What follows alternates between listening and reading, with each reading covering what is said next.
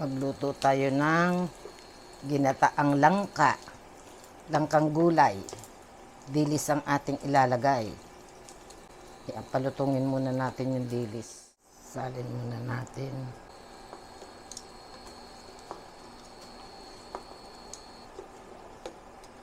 Isa tayo ng sibuyas.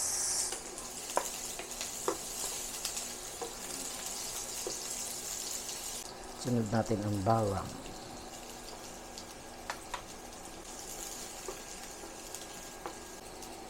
Sunod na natin ang luya.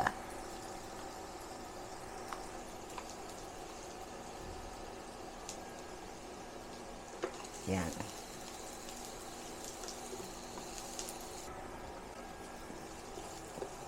Lagyan ko ng tanglad. Ibang version ko to ng ginataang langka, gulay na langka.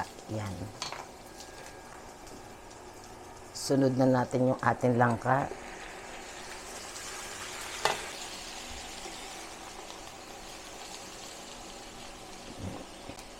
Lagyan natin ng pinakasabaw.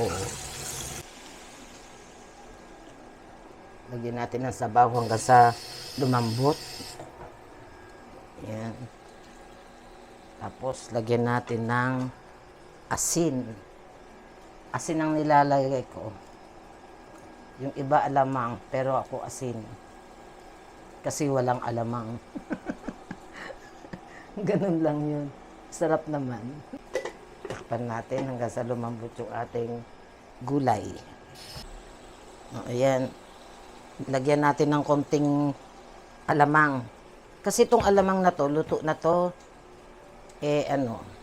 para lang magkaroon ng kulay. Sobrang anghang kasi nito eh. Ilalagyan ko pa ng lalagyan ko pa ng sili. Ilagay na natin yung ating dilis. Sunod natin yung ating gata. Yan.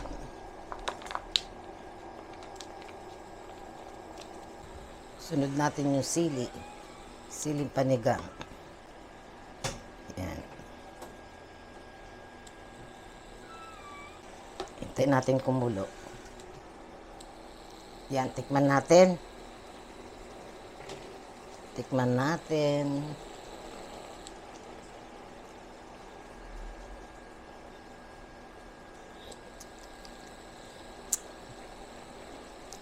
Tama sa alat.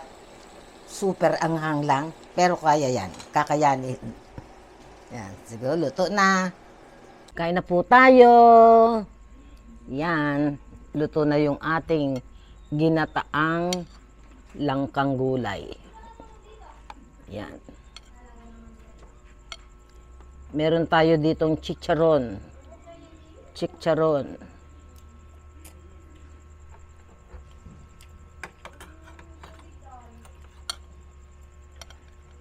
Hanggang sa chicharon na. Na? Hanggang sa chicharon. Binili ko.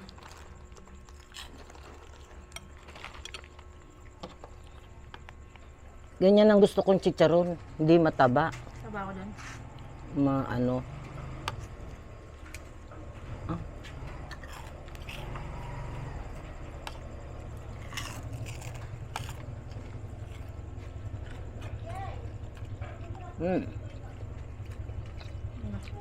Anghang. Maanghang. Ay, masarap.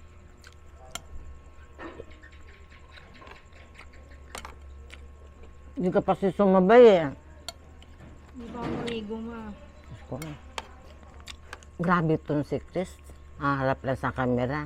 Kailangan bagong diko. Magaling ako sa trabaho. Puro likabok. Puro pawis. Andito kami sa labas ng bahay. Tignan nyo. Tanaw dito ang buwan, no? Mas lamang yung araw sa buwan. Di ba araw at moon ang nagtapat? Anino ng earth.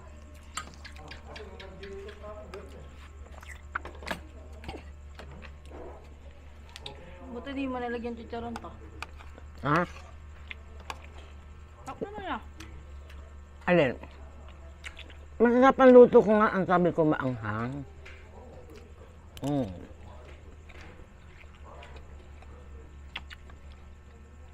Yan nga, masarap ang anghang. Anghang kasi nung ano, nung alamang.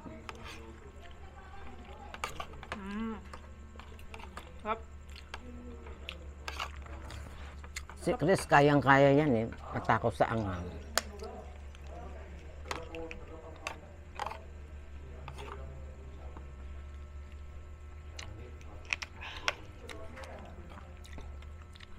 Sili ma. Sili. Dinampot ko kay Tito Loren. Saka ano yung siling labuyo. Sarap, no? Ito lang ulam ko na eh. Bawon ng ubo ka. Hmm. Ito, sino ba unan mo? Bawon kong almusal, tapos tanghalian yun.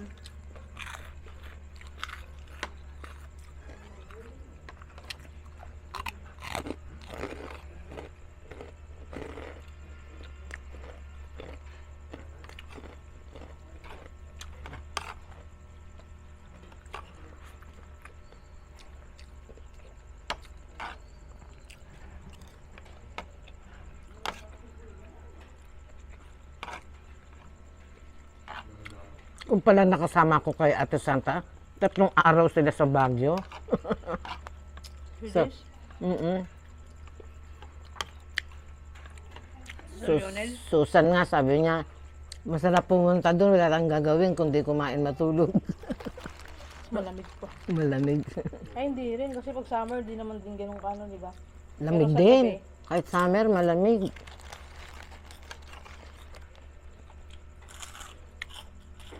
Hindi naman yun. Pagka yung sa gabi, talagang malamig. Pag sa araw, malamig pa rin kumpara dito sa baba. Sarap sana dun man, no? Kaya lang, dun tumira, ha? Kaso mataas yung cost of living din, no? Mataas yung mga renta. Mm-mm. Sarap doon magbakasyon ng 1 linggo. Sasakit din likod mo kakatulog, eh. Lakad-lakad. Ay bakit hindi sumasakit ang likod ko sa magsaysay?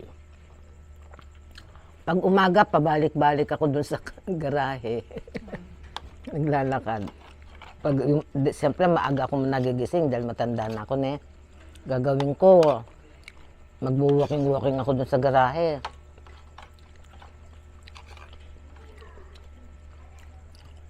Pag matanda na, tulog manok na. Tapos, after lunch, pupunta ako ng Pag-asa.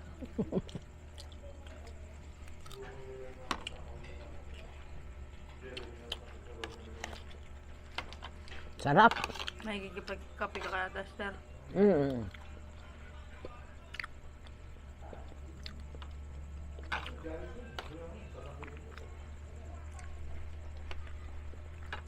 Naglibre nga si SP kasi birthday niya noong 28, wala ako. Di ba, dumating ako 29.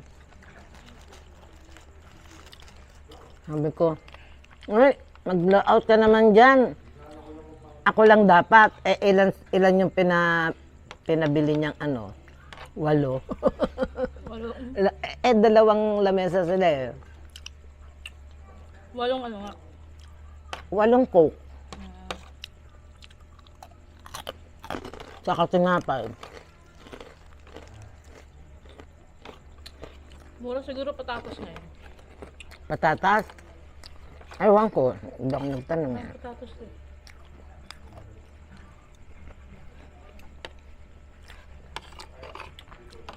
Masarap yung prito, almusal. Gusto ko mag-almusal, hotcake.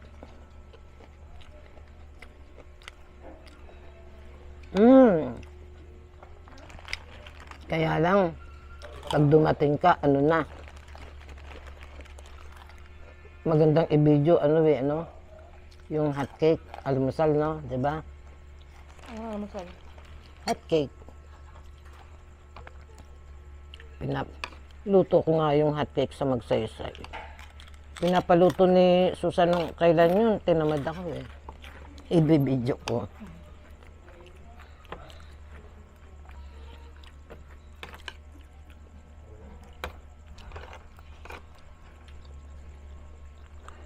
Masama si coffee ma. Matanda pa rin.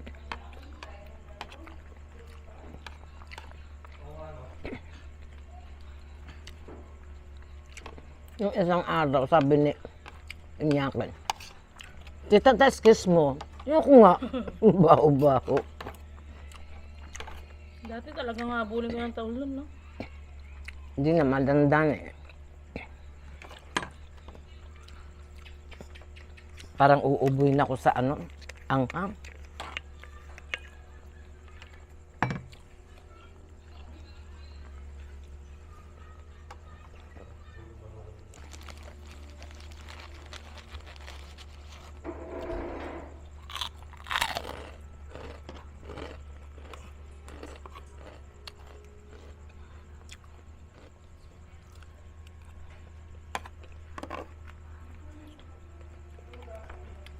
Lamig dito sa labas, no? Ha? Lamig, di na kailangan electric fan dito. Kaya nga.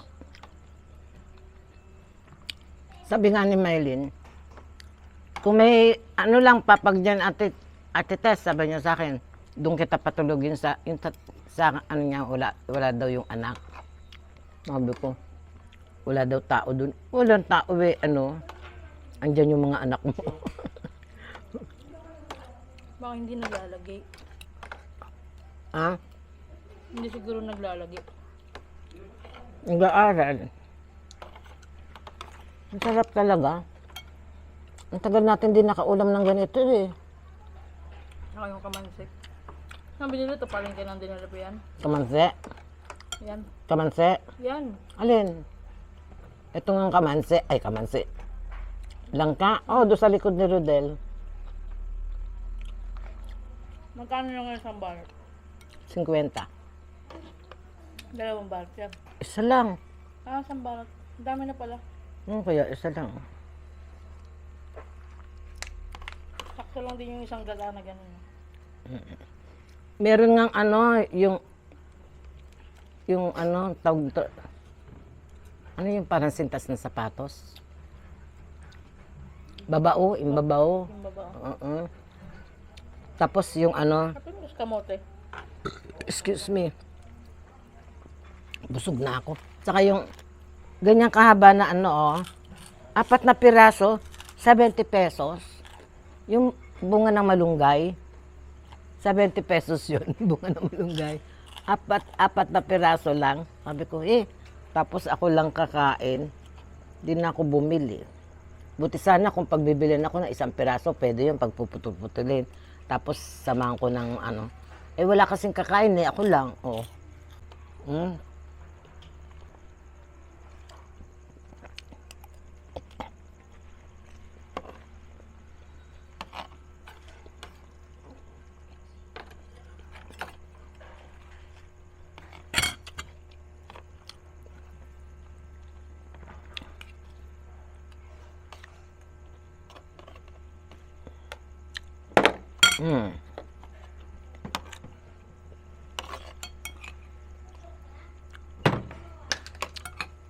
Ano yun? Pinapansin pa yung mga yan.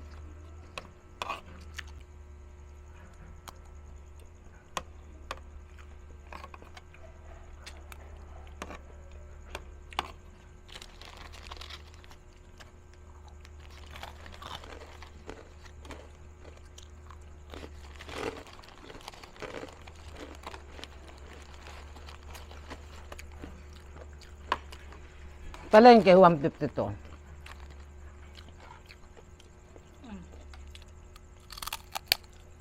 Ang binili. 120 lang benta na yan. Yun o. Maylin.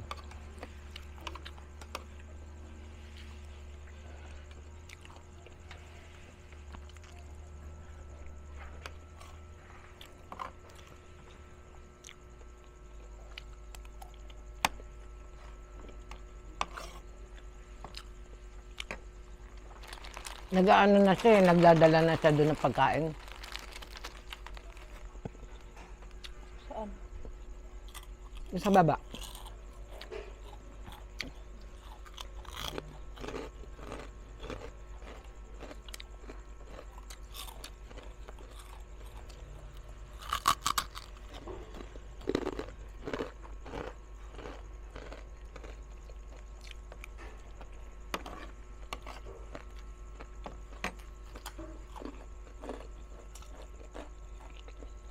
Ito, kaya kong sausa sa maanghang.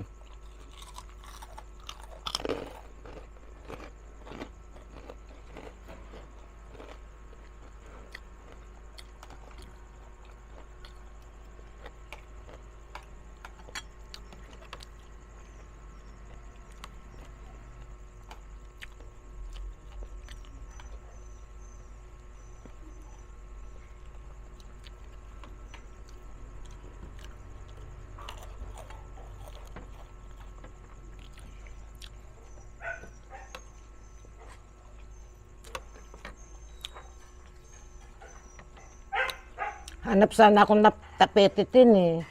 Yun. Kaya ako bumaba sa terminal. Napagod ako sa pagbitbit sa dala ko. Sabi ko, di na lang. Pati nga saging sabay eh.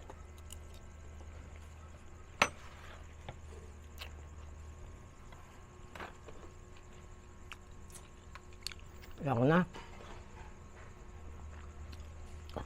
Hindi po, maraming salamat po sa panonood ninyo. Shout out sa Garcilia family ng Nueva Ecija. Ayan, Garcilia. Ayan. Bye-bye.